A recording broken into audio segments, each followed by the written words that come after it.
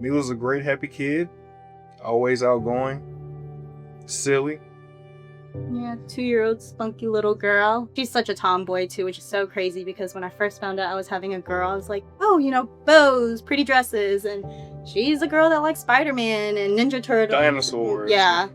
I love it. Our experience in May with Milah, it started on May 4th. I decided to blow up a blow-up pool in the backyard for all the kids. She was getting in and out of the pool and she was totally fine. Around 3 or 4 o'clock, I think I decided to put her down for a nap. The moment I put her down, she wasn't wanting to stand on both legs. She's have a little limp to her. I'm like, okay. Maybe 15, 20 minutes later, now she's like needing help to walk. Obviously, the last thing that you would think of is the worst thing, you just think, oh, it's a sprain, it's okay, everything's gonna be okay. But I don't know, it was just something in me that was no, something's wrong with her. She initially presented to the ER, and I think at that time her symptoms were a little nonspecific. We had x-rays that night because they wanted to see, oh, did she sprain something? And nothing came up. Didn't see anything. He sent us back home. She told us if she's still not walking by the morning, come back and see us and we'll admit you guys into the hospital. And that morning, she still wasn't walking, she was still buckling her knee. Sat her up a little bit straight. She would just find somewhere to lean or rest herself. Yeah, and that moment I was like, okay, let's just go. Which is kind of a red flag for kids. Kids want to play, kids want to run. If they stop bearing weight, we need to look at what's going on. That's when the team realized, what was going on with her legs, cued us into something's wrong with her spine. We got admitted to the hospital, and then I think the first thing they did was an MRI.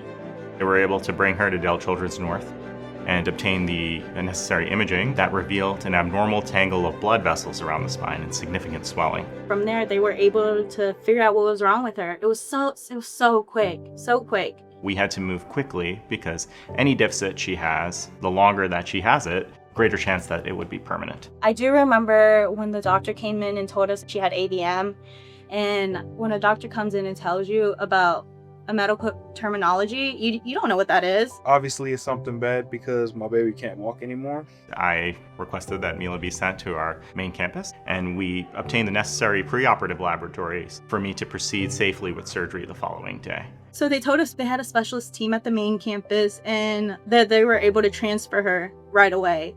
That there is an ambulance downstairs and they can take her to the main Dell children. And so, it was just so quick. It was back to back to back. And I just remember getting all our stuff ready and they were wheeling her downstairs to get into the ambulance and transfer her all the way to the main campus. We get there, and that's when things kind of settled in. Yeah. This is kind of serious.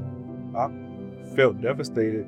I was just worried, and I was just coming up with 1,000 things of what could possibly happen or what the outcome might be. I just got so scared. I just remember we got into PICU and we got to our room and all of these nurses and healthcare providers and doctors, it was just everybody. They all came swarming in, and it just felt like all of these people came to make sure that she was okay or what they needed to do to help us in that situation. And they got right to work.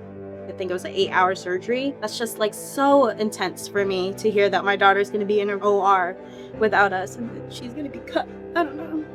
With Dr. Kumar and him explaining to us exactly what's going to happen, I did feel very more comfortable, and it just he knew exactly what to do. Yeah, and he had a plan. Yeah, he had a plan that just, I don't know, it just makes you feel way better about the situation regardless of how bad the situation is. This was a very high-stakes case. The worst-case scenario in Milah's case would have been permanent paralysis of her lower extremities and bowel and bladder incontinence.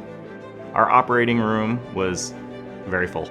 For a complex case like this, I also asked for the assistance of my colleague, Dr. Elias Rizek. In Milah's case specifically, it was so intricate and complicated that the constant need of expertise was at every level. The communication between the groups to say, okay, these are the vessels that are critical or not critical, pay attention here, so we can really understand the map, because one bleed could have created a fatal situation for the child. There were tangles of blood vessels to temporarily clip off each of the abnormal vessels, almost like defusing a bomb. I have to put clip by clip in place, and then we listen to the signals to make sure none of the normal signals are changing. You're really working at millimeter and sub-millimeter level of surgical interventions here, so everything matters, especially at that level of Milah's spinal cord. After she came out of surgery, it was like a breath of fresh air. Seeing Dr. Kumar come in and tell us that everything went smooth, that everything's gonna be okay. Tried to hold my tears back. Then he mentioned to us, we're going to be at the hospital for another 6 to 8 weeks and that we're going to be in rehab. For me, that was, I feel like, once I realized how severe it was.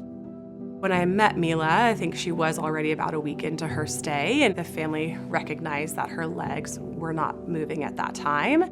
We sit down with the family, we have a big meeting with all of her therapy staff, and we talk about what we're seeing for Milah, what our goals are for Milah, and how long we think she'll need to be with inpatient rehab. Through recovery, they were checking to see if she was getting feeling back.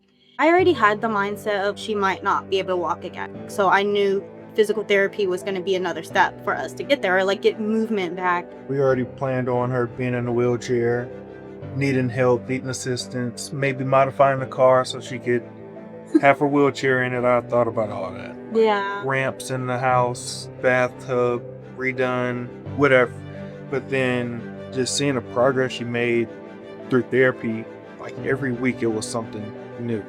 I think it was kind of halfway through her rehab stay that we started seeing activation. It was kind of her hip being able to flex. You know, we all were like, that's exciting, that's great, that's new. We got to just follow it because we don't know what more could come online. Before she discharged, I remember she was able to kick both of her feet, and I was just like, wow, I wasn't expecting this. I didn't know what to expect. We realized that our goals, you know, were perhaps, you know, walking in the near future.